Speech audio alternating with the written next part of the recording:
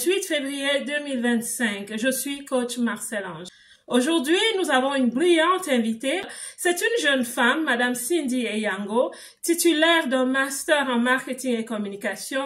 Elle a une casquette d'entrepreneur aussi. Et c'est pour ça qu'elle vient aujourd'hui, parce que nous allons parler du leadership féminin de la femme africaine ou afrodescendante qui vit loin de chez elle. Bienvenue ce soir à notre émission. Les femmes prennent la reine, comme je le dis souvent, parce qu'elles sont des reines. Et aujourd'hui, tu es la reine dans notre arène, prête à nous parler du cheveu. Est-ce que tu peux te présenter toi-même? Qui est Madame Cindy Eyango? Bien sûr. Alors, merci Angèle pour cet accueil. Merci à Mara FM pour Bienvenue, cet accueil. Oui. Donc, pour me présenter, moi, je m'appelle Cindy Eyango, j'ai 27 ans.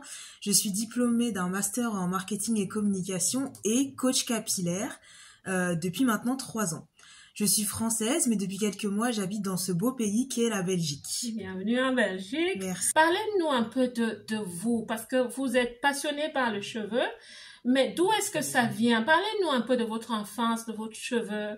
Alors, ma passion pour les cheveux vient effectivement de ma propre expérience capillaire, car quand j'étais enfant, étant plus jeune, j'ai eu la chance d'avoir une maman qui est coiffeuse, Oui. et donc qui me coiffait régulièrement avec des coiffures qu'on fait aux petites filles Oui, noires, oui, donc ça me dit quelque des chose, tresses ça, oui. avec ou sans rajout, des Oui. tresses au fil. Et par chance, ma mère n'a jamais diabolisé mes cheveux. Elle en a toujours pris soin.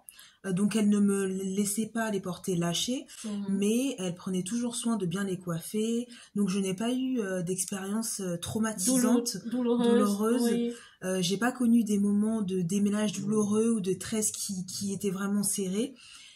Contrairement à d'autres petites filles, et je le sais, et aujourd'hui ça crée des vrais traumatismes et des rejets à l'âge adulte. Oui. Donc ça a aussi fait que mon amour pour les cheveux s'est développé plus vite, et donc j'ai fait de cette curiosité une passion.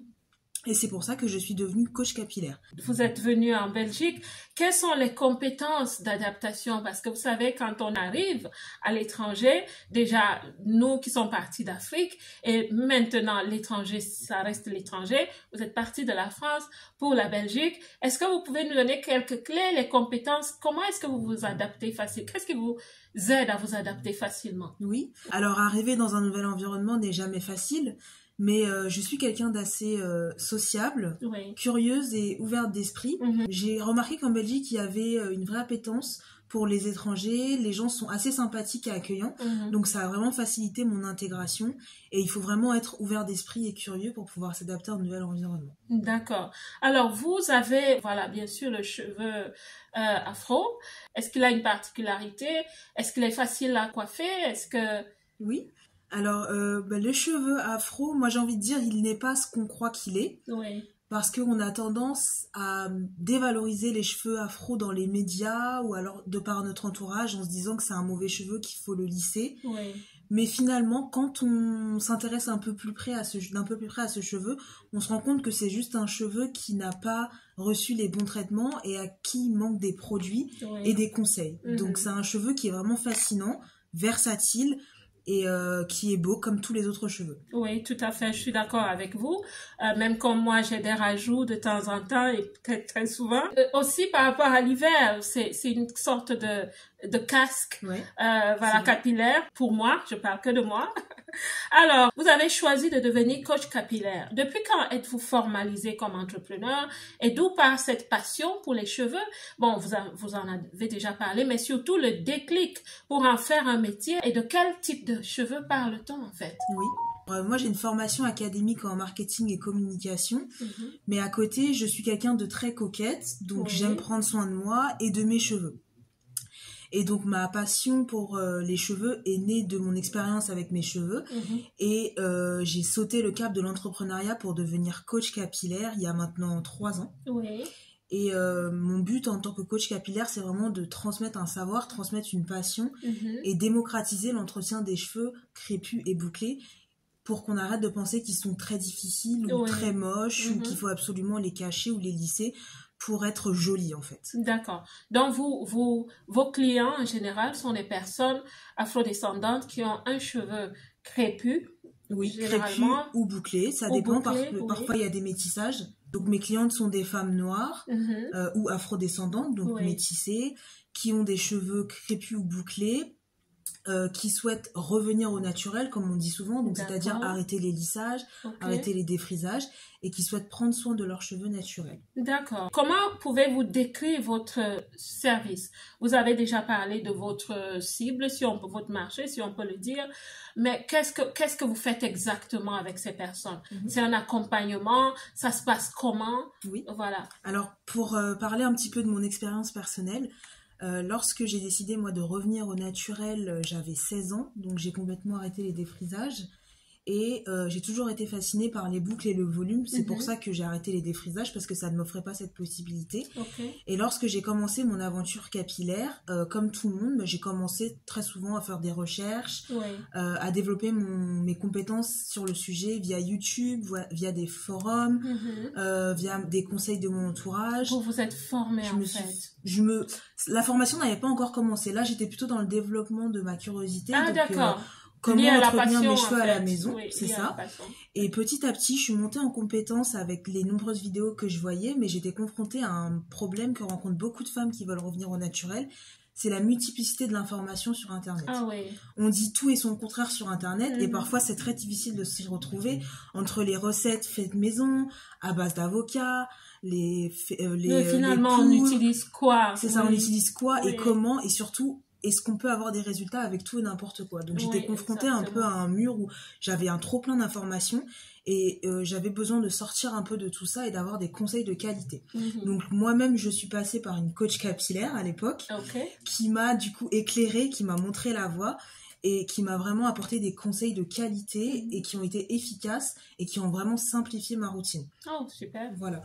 Et donc, c'est grâce à tout ça, en fait, que je me suis dit, mais moi aussi, j'ai envie d'aider les personnes et de donner des conseils de qualité, parce que c'est vraiment ce qui manque aujourd'hui. On en a besoin. Ce qui est vrai, c'est que l'hiver fait des dégâts sur le cheveu des afrodescendants. Moi-même, j'en ai perdu beaucoup. Et puis, à un moment donné, voilà, c'est...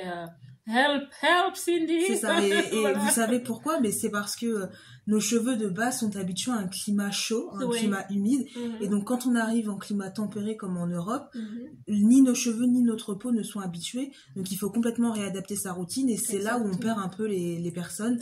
Et elles ont tendance du coup à choisir la facilité, on va dire, à mettre des rajouts pour cacher et pas avoir à en prendre soin. Oui, et alors vous faites quoi? Des consultations? Vous pouvez nous parler un peu de ce cheminement? Bien sûr. Alors le coaching capillaire, pour moi, c'est un moyen de donner des conseils et d'accompagner des femmes, donc de leur montrer la bonne voie dont elles auront besoin pour s'occuper de leurs cheveux. Donc concrètement, moi, ce que je fais, c'est que j'ai un service de coaching capillaire avec un programme d'accompagnement, et sur 3 mois, j'accompagne des femmes qui décident de sérieusement prendre en main leur routine capillaire et qui recherchent des bons conseils pour mettre en place leur routine, pour savoir quels produits elles doivent utiliser, et tout simplement pour avoir une routine propre et claire et pas brouillon qui va dans tous les sens. Donc moi, je leur donne cet accompagnement, et surtout la particularité, c'est que c'est un accompagnement personnalisé, parce que chaque femme est différente, chaque cheveu est différent, a des besoins différents, et donc c'est la personnalisation qui fait l'efficacité de mon programme. J'imagine. Et justement, ça m'amène à la question suivante. Vous faites du diagnostic capillaire, mais vous ne vous arrêtez pas là, vous vous enquérez aussi de la santé du client, la santé globale du client. C'est ça. Expliquez-nous ça. Oui. Alors, les cheveux ne sont que la partie immergée de l'iceberg. Ce ne sont que la partie qu'on voit, parce que il y a vraiment un prisme psychologique et physique en termes de cheveux. Ce n'est pas qu'une question d'esthétique. Pour vous prendre un exemple, les cheveux sont le miroir de notre santé. Lorsque ça ne va pas à l'intérieur, ça se reflète au niveau des cheveux. Et donc, c'est tout ce prisme-là que je prends en compte dans mon programme. Et non seulement la routine, parce que en plus d'une routine inefficace, très souvent, il y a des problèmes de santé, des problèmes hormonaux qui affectent les cheveux, et ça se voit au visuel. Les cheveux paraissent plus cassants, plus fins, et donc il faut travailler l'intérieur, mais aussi l'extérieur. Ok, d'accord. Nous allons passer à la prochaine musique. C'est le choix de notre invitée, Charlotte Dipanda. Elle va nous bercer durant toute cette émission.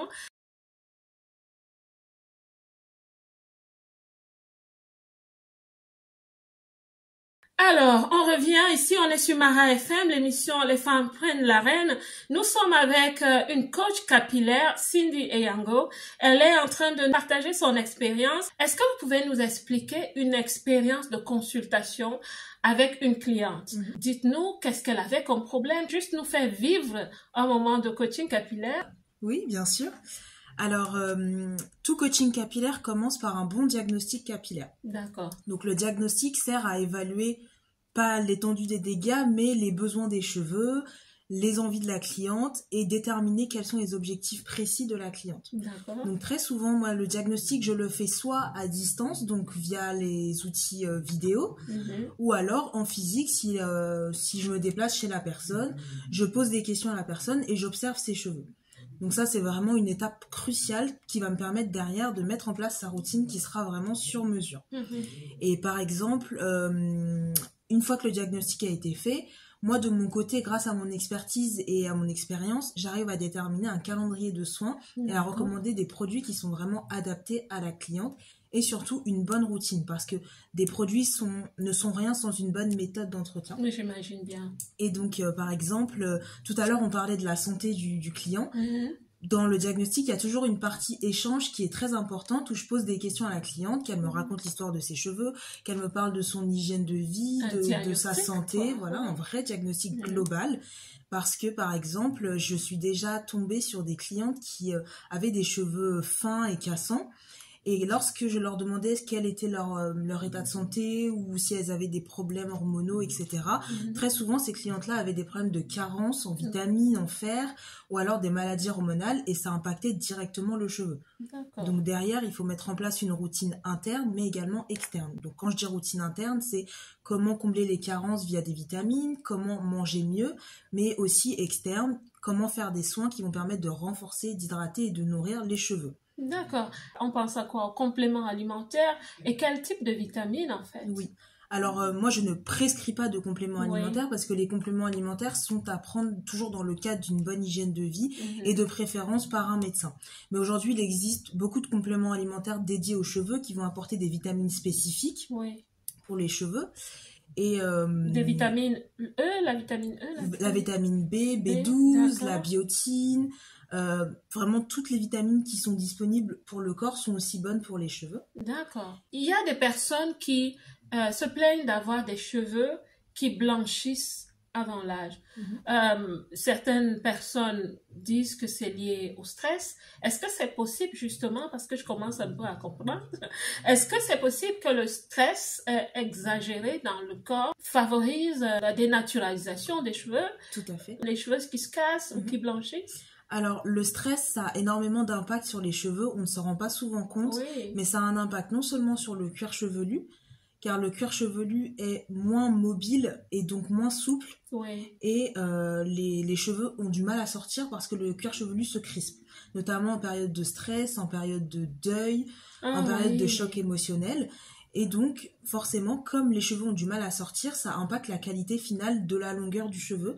Et donc, lorsqu'on est très stressé, on se retrouve avec des chutes de cheveux, on se retrouve avec des cheveux qui sont cassés et des cheveux qui blanchissent de manière précoce. Précoce, oui, parce qu'il y a des carences. Tout à fait. Et le stress sécrète une hormone qu'on appelle le cortisol. Et donc, c'est une hormone qui perturbe l'équilibre du cuir chevelu. Et donc, à cause de ça, on se retrouve avec beaucoup de problèmes capillaires parce que ça ne va pas à l'intérieur. Le stress se reflète dans les cheveux. Alors, est-ce que vous êtes dans la logique plus commerçante ou est-ce qu'il y a une intention d'inspirer à l'authenticité, à l'identité? C'est quoi derrière tout ça? Moi, je dirais plutôt les deux. Parce que mon objectif premier, c'est d'inspirer les femmes qui aimeraient porter leurs cheveux naturels, mais qui n'osent pas. Donc, toutes ces femmes qui se posent des questions sur leurs cheveux naturels, pourquoi mes cheveux sont comme ça? Est-ce que j'aimerais pas leur donner une chance? Toutes ces femmes-là ont souvent peur ou alors sont découragées par leur entourage. Et donc j'ai envie de les inspirer en leur montrant que moi j'arrive à porter mes cheveux naturels, que ce n'est pas une obligation mais que c'est une possibilité d'avoir des beaux cheveux naturels et d'avoir une routine simple au quotidien et finalement de réapprendre à s'occuper de ses cheveux comme un geste tout à fait banal et que ce soit pas une tâche en plus. Donc il y a un énorme travail d'éducation capillaire à faire que je fais via mes réseaux sociaux en postant régulièrement des vidéos, des conseils, des lives, des photos pour inspirer ces femmes-là, pour leur dire qu'elles sont belles au naturel. Et derrière, c'est quelque chose que je prends très au sérieux et c'est pour ça que j'y ai ajouté un aspect commercial parce que un service de qualité est un service qui ne peut pas tout le temps être gratuit. Parfois, on a besoin d'investir pour avoir un service de qualité. Parlons un peu de vous en tant qu'entrepreneur, en tant que leader. L'entrepreneuriat des afro-descendants a-t-il des chances d'exceller en Occident? Est-ce que vous pensez ça en général? Alors, c'est une très bonne question. Moi, je pense qu'entreprendre est un risque qu'on soit blanc ou qu'on soit afro-descendant. Donc, c'est un pari risqué. Mais ça vaut le coup, surtout dans notre domaine et puis pour les afro-descendants. Pourquoi? Parce que, en fait, en Europe, il y a un manque, lorsqu'on est afro, de solutions en termes de peau, en termes de cheveux. Même s'il existe une multitude de marques aujourd'hui, de grands groupes comme L'Oréal, des marques cosmétiques, des marques de produits, on se sent souvent sous-représenté, que ce soit en regardant les publicités ou alors par rapport aux solutions que ces marques nous proposent. On se rend compte qu'elles ne sont pas forcément adaptées à nos problématiques. Nos cheveux et notre peau ont des problématiques spécifiques et aujourd'hui, si un entrepreneur décide vraiment de se concentrer sur ce marché de niche pour pouvoir apporter des solutions concrètes aux problèmes qui n'ont pas encore été résolus par ces grandes marques, il a vraiment toutes les chances de réussir. Et il apporte la solution qu'il faut. C'est important pour un entrepreneur qu'il ait un alignement avec son marché. Tout à fait. Ou avec son segment de marché. Ça porte quand le porteur du projet est le miroir de celui qui va finalement utiliser le produit. Je ne sais pas si vous êtes, si ça vous dit quelque chose. Forcément, on vend mieux ce qu'on représente, mais on peut aussi ne pas être notre cible et s'intéresser de manière particulière à la cible pour comprendre ses besoins et apporter des vraies solutions. Et aujourd'hui, dans notre marché noir et afro-descendant, il y a énormément de problématiques qui ne sont pas encore résolues, mais c'est en train de se faire petit à petit. On est en train de prendre conscience que les produits qui sont aujourd'hui sur le marché ne sont pas forcément pour nous, mais que un entrepreneur qui a envie d'y apporter une solution peut faire des recherches de même niveau qu'une marque et développer quelque chose de bien, de concret et qui va répondre à un vrai besoin et faire progresser le marché et répondre aux besoins des afro-descendants. Vous avez entendu parler de Kelly Massol? Oui, bien sûr. Oui, qu'est-ce que vous pensez d'elle? Alors, Kelly Massol, c'est une entrepreneuse modèle, on va dire, parce que, comme pas mal d'entrepreneurs afro-descendants, elle est partie de recettes qu'elle faisait dans sa cuisine et aujourd'hui, regardez la marque qu'elle a pu développer. Donc tout ça, ça prend du temps, mais parce qu'elle a su cibler un vrai besoin dont elle était elle-même la cible, on va dire. Et grâce à ce besoin-là auquel elle a pu répondre, elle a pu conquérir un marché qui était vraiment à l'époque très très très peu exploité par les marques. Et donc je pense que c'est pour ça que son entreprise a eu du succès aujourd'hui. Et moi-même, j'ai consommé ces produits. Donc, je peux dire que c'est des produits de qualité qui sont plus adaptés à notre texture que des produits qu'on pourrait retrouver, par exemple, dans les supermarchés. Et Kelly Massol, en tant que femme, c'est quelqu'un que j'admire aussi.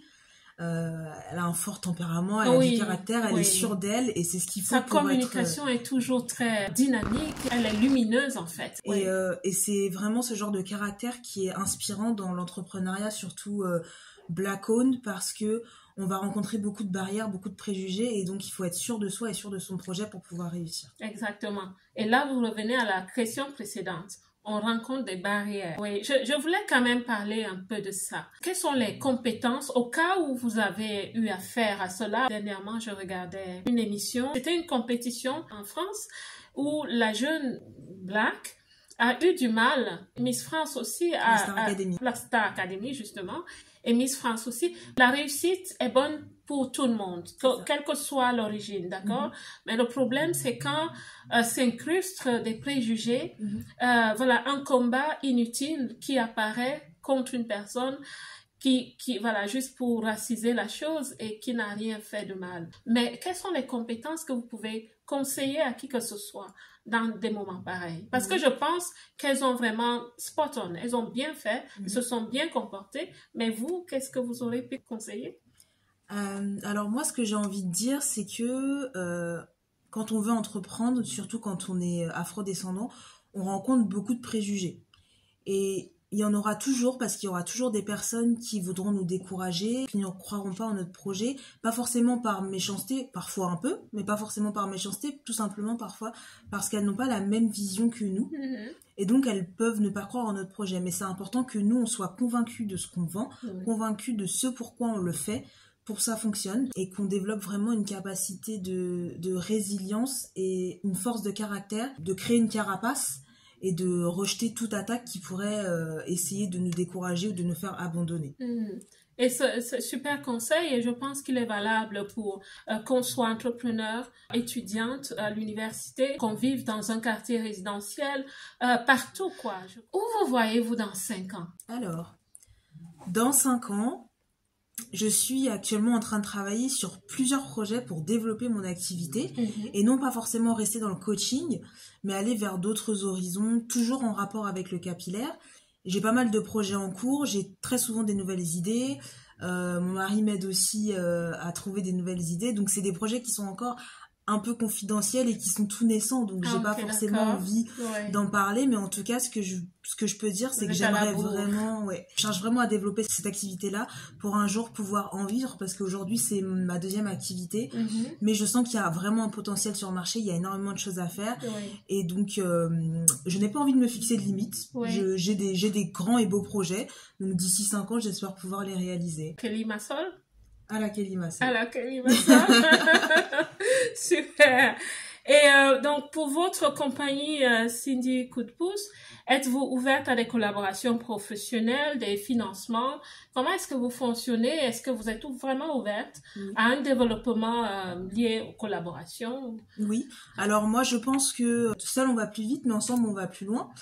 Donc je suis pleinement ouverte à des collaborations, des partenariats. Donc ça peut être avec des salons de coiffure, ça peut être avec des coiffeuses, des influenceuses, des marques de produits, ou même des médias comme le vôtre, parce que ça permet toujours de toucher une autre cible qu'on n'aurait pas, et aussi de développer des nouvelles idées ensemble, de faire des brainstorming, de développer des nouvelles offres.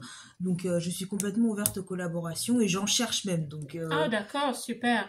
Donc si quelqu'un souhaite vous contacter, vos réseaux sociaux pour commencer. Oui, alors mes réseaux sociaux, je suis présente sur Instagram au nom cindy.coupdepouce, pouce avec 2 SE à la fin, comme la pousse des cheveux. Voilà.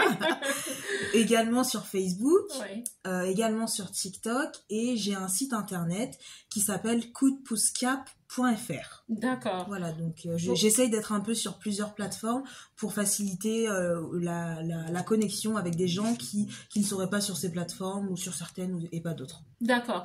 Une question qui me turlupine, est-ce que vous vous occupez que des cheveux de femmes? Très bonne question. Alors aujourd'hui sur le marché, les femmes représentent quand même une très très grande majorité de la demande capillaire, mais on voit de plus en plus d'hommes qui sont à la recherche de conseils capillaires. Donc j'arrive plus ou moins à comprendre et identifier les besoins des hommes quand j'ai des demandes, mais c'est vrai que mon programme est plus adapté aux femmes. Madame Cindy Eyango, un dernier mot pour les auditeurs? Oui, alors merci déjà d'avoir écouté cette émission. Et j'ai envie de dire, prenez votre beauté naturelle en main, car personne ne le fera pour vous. Et il n'y a rien de plus beau que d'être authentique. Merci beaucoup.